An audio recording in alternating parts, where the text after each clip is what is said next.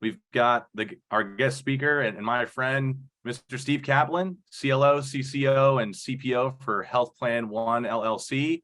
Steve has served companies across in a regulatory compliance and privacy role since 2002, including acting as the privacy officer for multiple organizations, mastering diverse roles in technology, policy, regulation, and risk management. He accumulated an extensive experience and knowledge in a wide breadth of industries. Steve's recent experience entailed performing information security assessments and fortifying information risk management and compliance programs in a large private equity-owned organization, a global charity, and a nimble company just beyond their startup phase. In his role as CLO, CCO, and CPO for Health Plan One and his consultant, he advises and assists with the development and the implementation of the entity's data privacy policies and practices, working across the business groups to drive data privacy and excellence.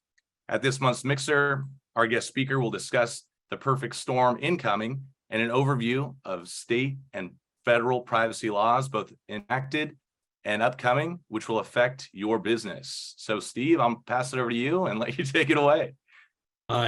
This longer being read than it looked on paper. I will say, people ask, I was asked today by an outside firm, like how to describe the job. And I said, it's usually a CEO is told by some private equity or venture capital firm that they need to hire their first lawyer, and they reluctantly and angrily hire me.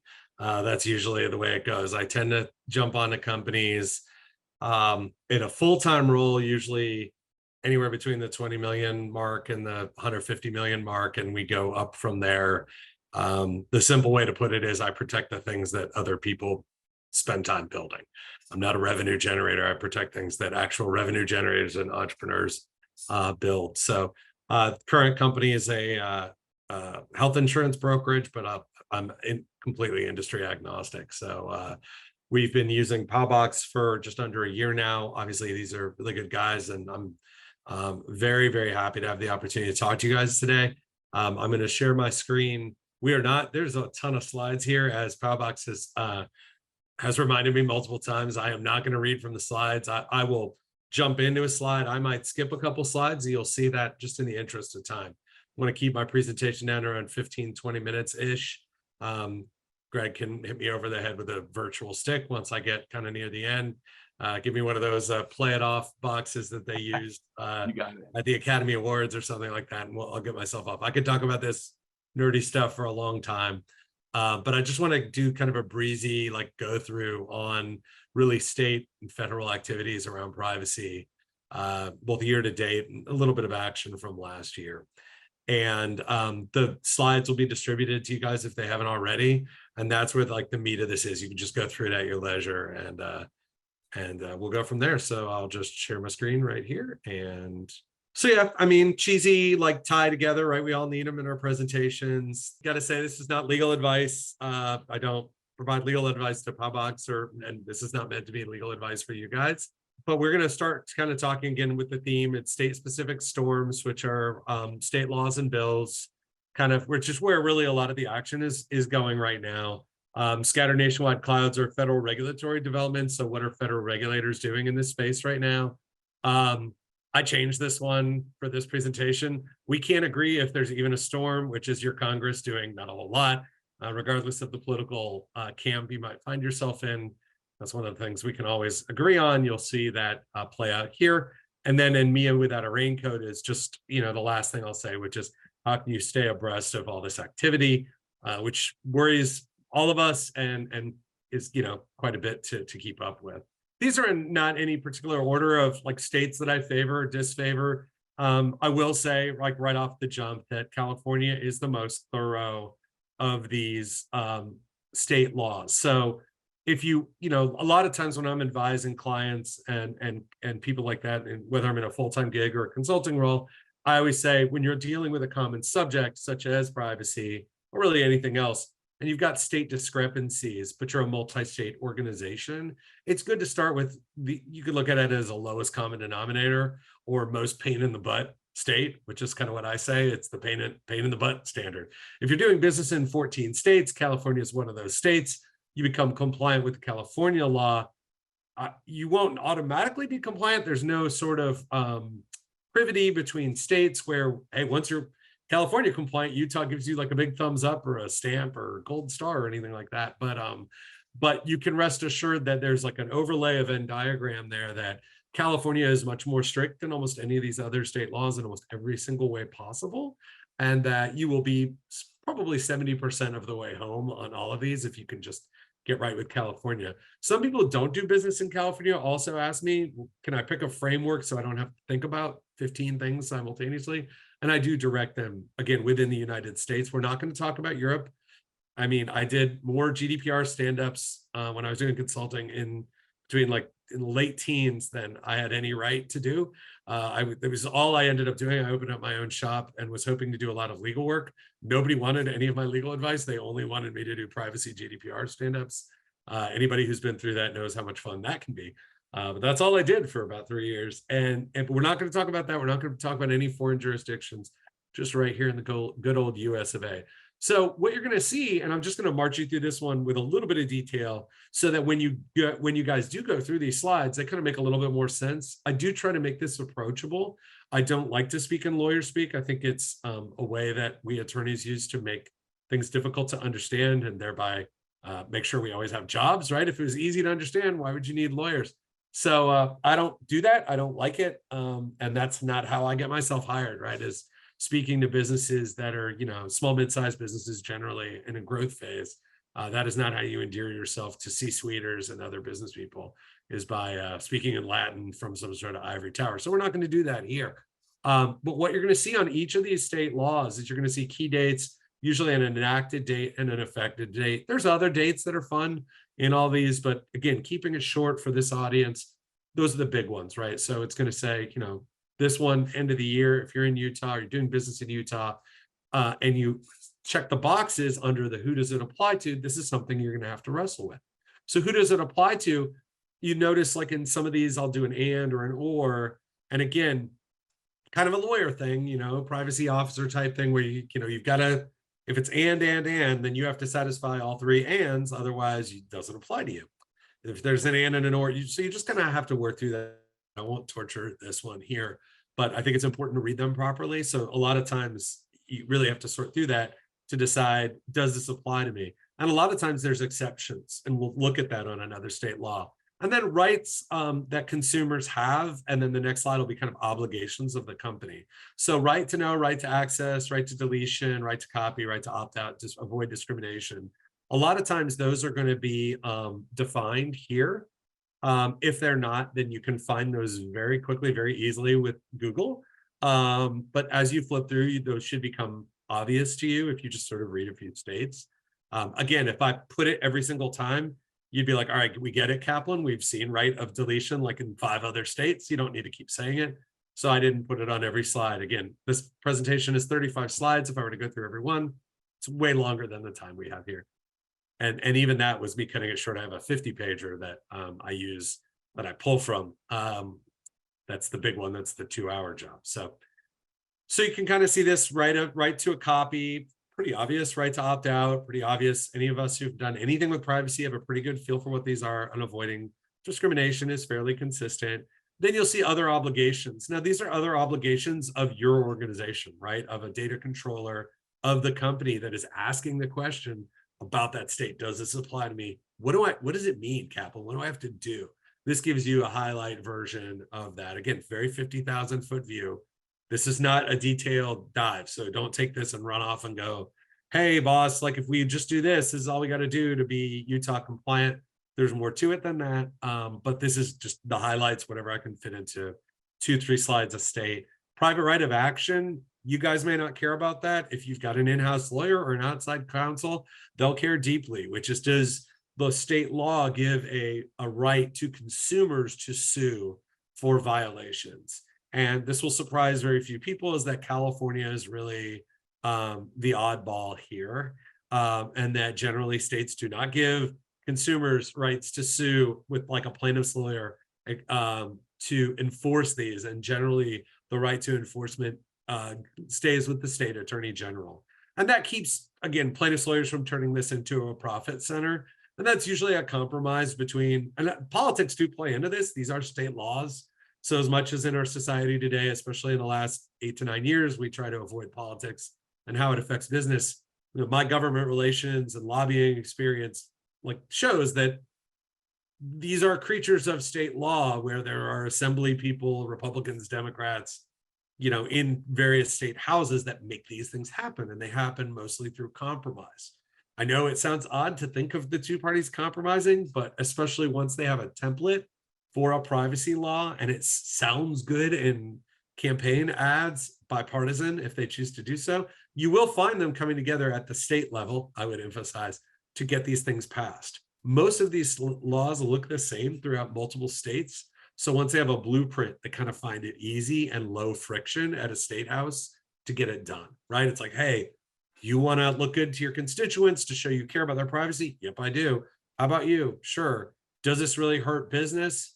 Generally not, and especially at the state level, there's not a lot of lobbying done by a lot of big tech companies. They're just really looking for outliers like California, and that's where they're spending their lobbying money. So as long as somebody cookie cutters Utah, Virginia, some of those states, generally the lobbyists will kind of stay out of the process because they know that this is without federal laws being passed, which I'll get into, that this is just the state of play with privacy, is that it's going to be done and enforced the state law.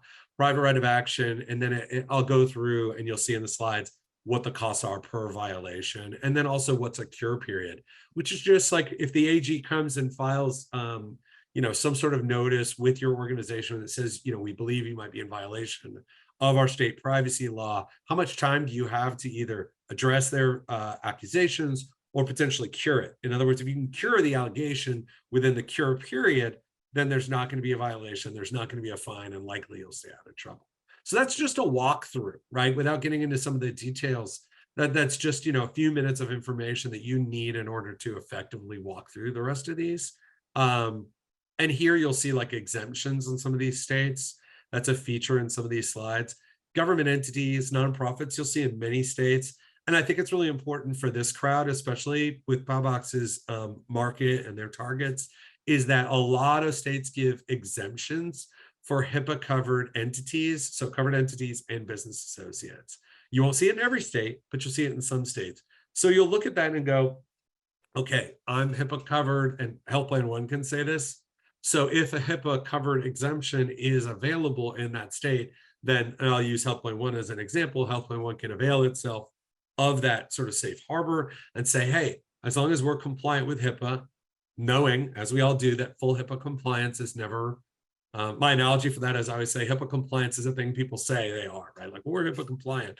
But it's always a strive towards a higher end, because HIPAA compliance is not truly defined, and it's not capable of outside certification like SOC 2 Type 2, unless you use the NIST standard. So that's what we use here. There's obviously a NIST standard relating to healthcare privacy, and that's what we strive to. But I feel like as long as you're doing a good job under the privacy and the security rule of HIPAA high tech, that you can avail yourself of these exemptions. But again, you will want to talk to an outside lawyer, data privacy attorney about that for your respective company. I'm obviously not here to do that for you.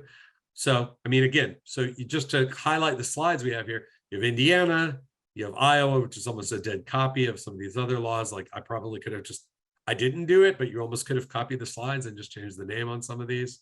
Tennessee, and you'll notice there's no political like tie-in between these. These are not red states or blue states. It's all states of all political bents. You have red states, blue states, and purple states represented here, to the point where it feels like between the things that are already in play at the state level and the ones that have already passed, it feels sort of inevitable that absent some big federal action, that you're going to have 40 states with their own data privacy laws in the next 3 years. Again, it's politically expedient to pass. It makes for a nice soundbite. Everybody gets to feel good about themselves. They don't have a ton of teeth in them. And they're weak. If you're a data privacy expert, you, as I at least try to be, you look at these against GDPR. If you've ever been tortured through GDPR stand-ups, and you go, well, this is like a layup compared to those. Those are like half-court shots. They're difficult. They require infrastructure, people, consultants. These, not so much. Tennessee has an exemption here that you can see for what they consider to be small businesses. So if you have less than 25 million in revenue, regardless of what industry you're in, the Tennessee IPA is not going to apply to you. That's the Information Protection Act, not the kind of beer that I like to drink on the weekends.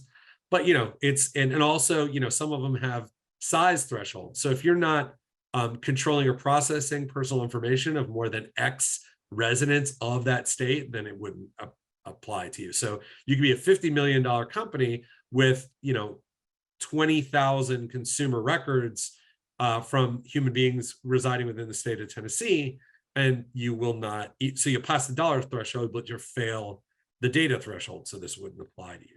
And it's just good to have your eyes sharp for those kinds of things as you wade through these slides after we're done today or down the road, or if you choose to do so. So, you can again see HIPAA exemptions, financial institution exemptions.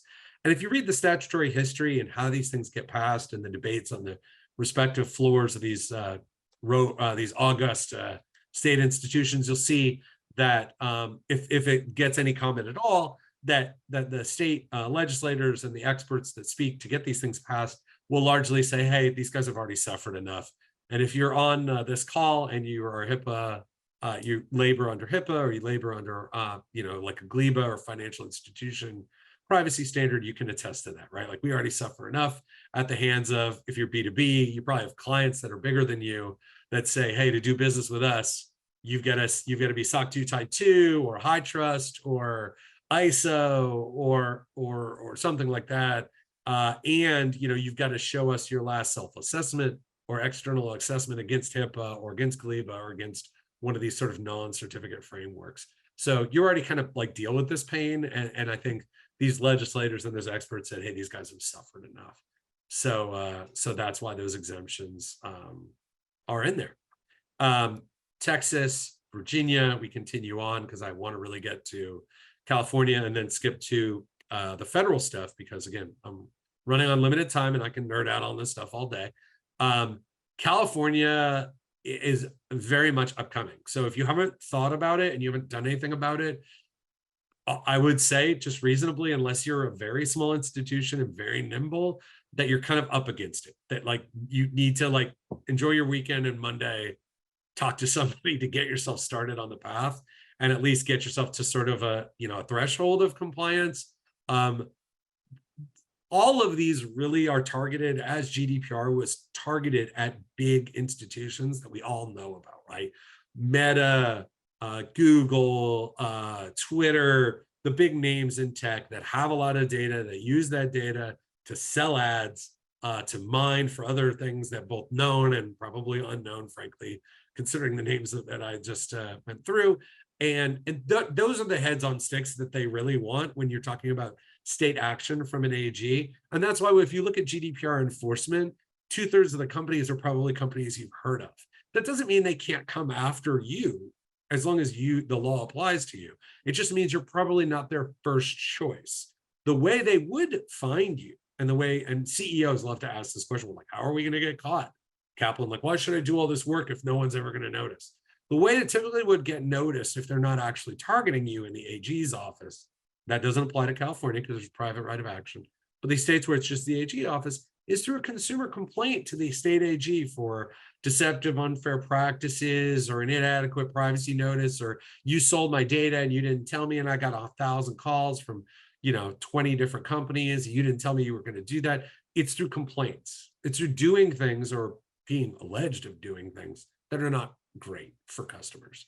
So every business is different, right? Every business's risk of generating state level complaints is different. My company deals a lot with Medicare. 95% of our revenue plus is from Medicare eligibles. We are just a gate between them and the insurance carrier that is their plan, right? So somebody who's 68, and I don't know if any of you guys are 68 or, you have parents, grandparents, whatever, my parents are in their 70s and they have no idea who sold them their insurance policy, their Medicare policy. They're just like, whoa, it's AARP. I'm like, A, that's not the name of the policy. And B, someone sold you that. Who sold? And they're like, I don't know, some guy. So that's how it is with most seniors. The companies that like Health Plan One that actually sell the policies are just like, the brand has no penetration on the consumer. So we don't get data complaints, even though we have data and we process data, we use data.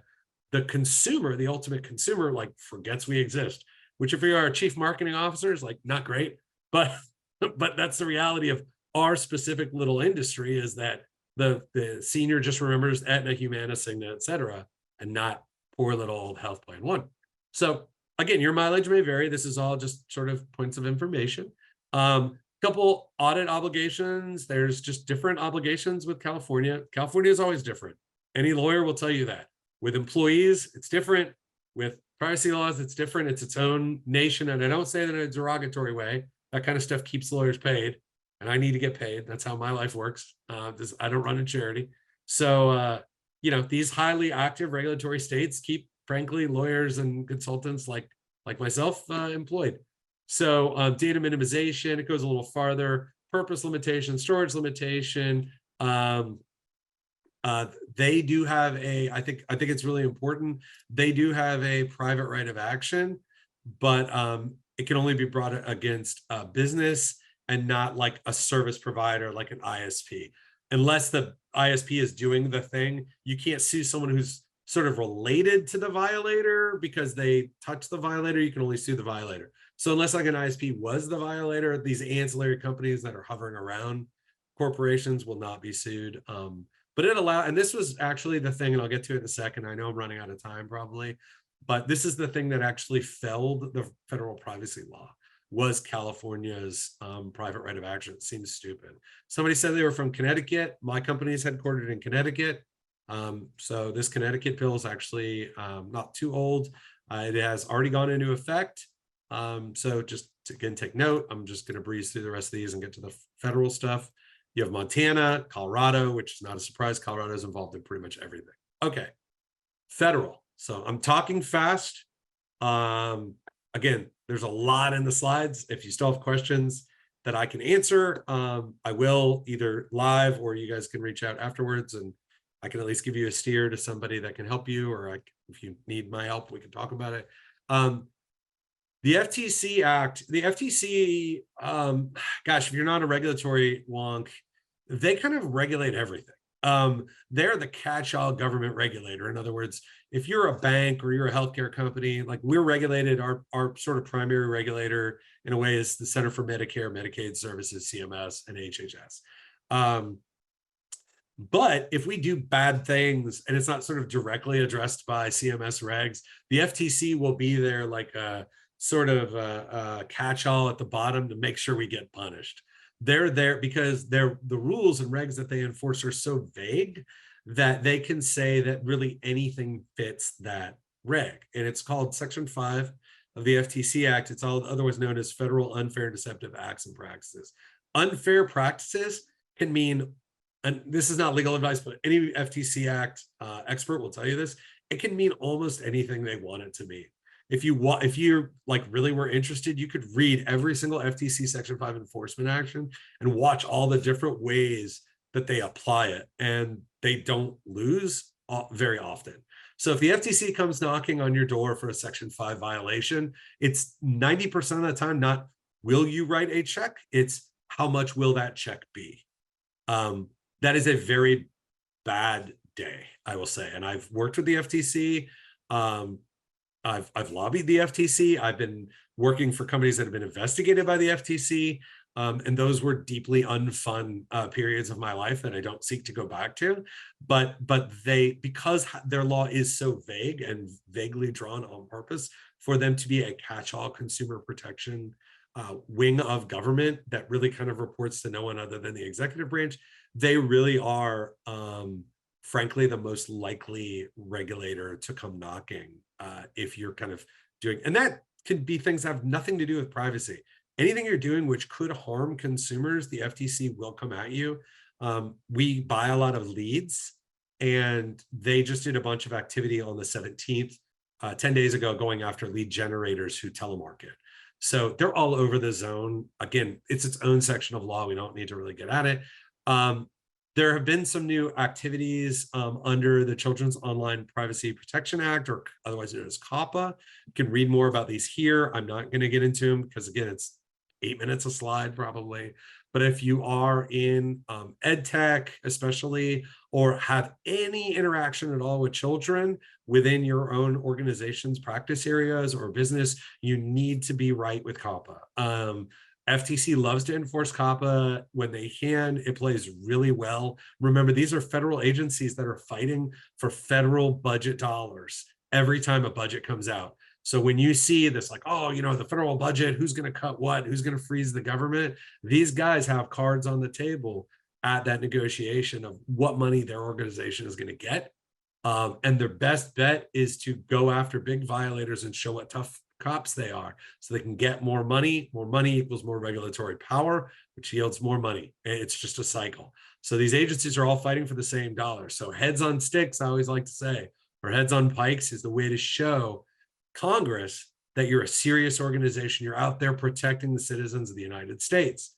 And obviously protecting children is kind of a layup as far as headlines and PR. If you happen to be in the House or in the Senate, that's an easy way to get money allocated for your organization, is to protect children.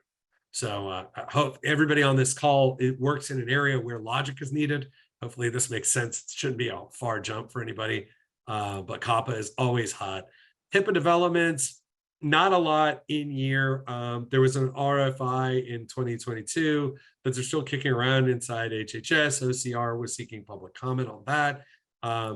That has kind of gone to sleep a little bit, but can be the current OIG chair is very aggressive, and I expect that to be rekindled. They've got a lot of other things they're chasing right now. But then the last thing I wanted to talk about is federal activity. We had this thing in 2022 that I went on record multiple places, probably was documented, as I really thought it was going to pass. The American Data Privacy and Protection Act, great name, terrible acronyms, ADPPA, it just doesn't roll off the tongue. Bipartisan support, which, like, in this day and age in the House, just blew me away. Almost nothing has bipartisan support. It appeared to, if it had gone all the way through the House and it passed the House, it was almost a sure thing in the Senate. Again, I spent a lot of last year lobbying and just speaking to, not lobbying, which indicates putting pressure to achieve an outcome.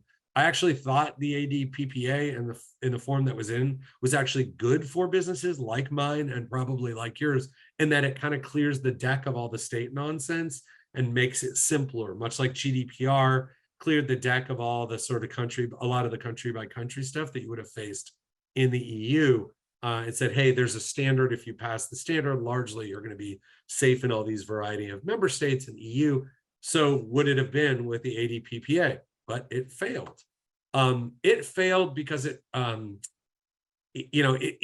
got through Energy and Commerce on a 53-2 vote. So that obviously has massive bipartisan support. Things don't pass 53-2 through that committee very often. So again, here we are in July of last year, about this time last year, and I'm going on record at webinars and text saying, hey, we're going to have a federal privacy act. Can't wait to see what it looks like. Can't wait to see how we enforce it, how we can help people get compliant, and it dies.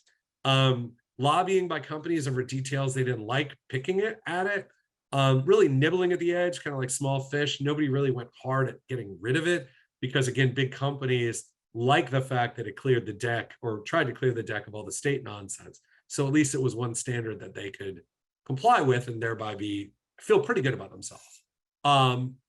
So they nibbled at the edges, but that sort of hurt some of the structure of the proposed bill. The big kill on it was preemption of state laws. People from California in both the House and the Senate did not like the fact that it preempted California's laws, specifically, and this is a callback in stand-up, it's a callback to an earlier joke, is that the private right of action. California wants plaintiffs and consumers with plaintiff lawyers to be able to sue people and have class action lawsuits and beat companies up. For one reason or another, I'm not going to speculate. I mean, I have my reasons. I won't say them in public, but that's what they wanted. And that really caused a lot of tensions and started a lot of fights. The House, it was pretty popular, but the tensions in the Senate were elevated because of the California noise. what was, I think, most disappointing to me was, forget about what my company and your company thought about the ADPPA. It was popular with people, and regardless of what side of the political aisle you might find yourself on, I believe personally, it's why I live in this country, that like things that everybody wants, if they're helpful, right, and they're not harmful, that things that like that have this kind of polling, which polled really well. 80% of Americans, guys, don't agree on almost anything. Go look at any political poll, especially across both sides of the aisle with voters, and go find me other things that 80% of people agree on. It's a very short list, and it gets shorter every year. We agree with each other less and less as human beings because of political divides. People wanted this.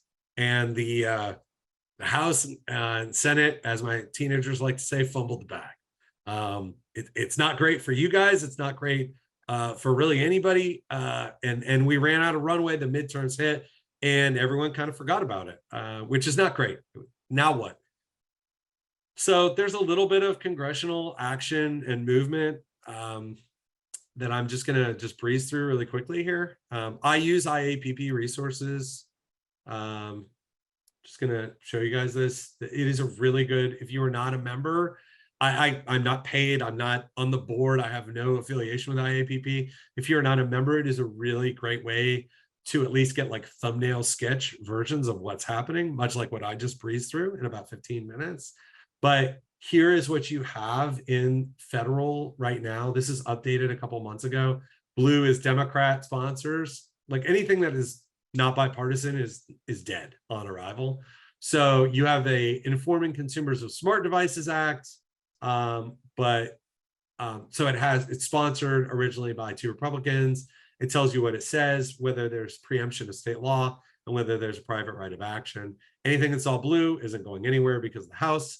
Anything that's all red isn't going anywhere because of the Senate. So you're looking for purple things. Here's one that says that, regarding people who enter into a U.S. port, that just doesn't, they're really not doing anything, guys. I mean, to be honest with you, even if all the stuff in purple passes, it's a COPPA amendment.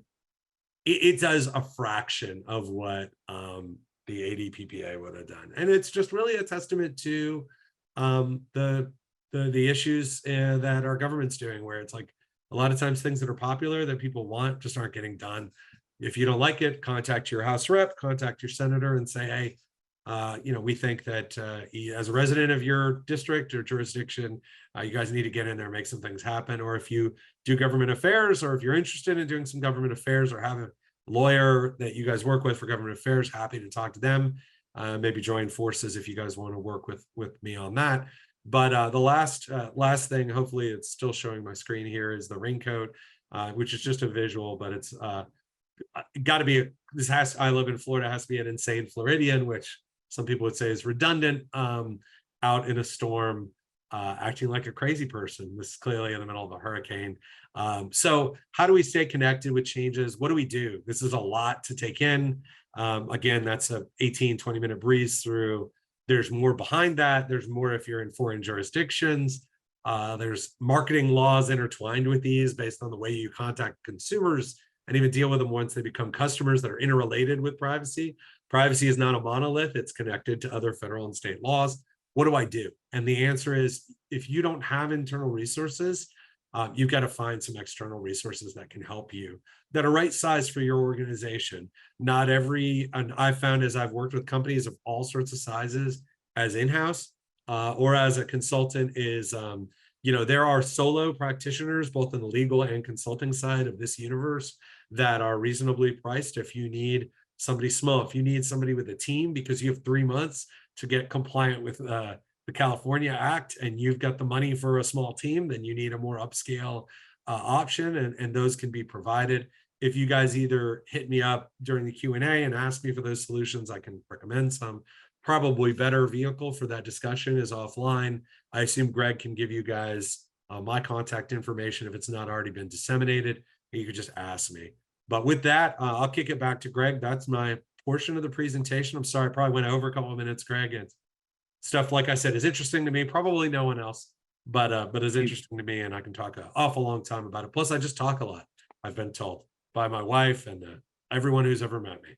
So So that's all I got. I'll kick it back to you, and I'll go ahead off the screen share here and Thanks so to the much, gallery. Steve. Thank you. Getting some claps here. Everyone's got their microphones on mute, but awesome job. Thanks so much. Yeah, So I think absolutely. Thank you guys.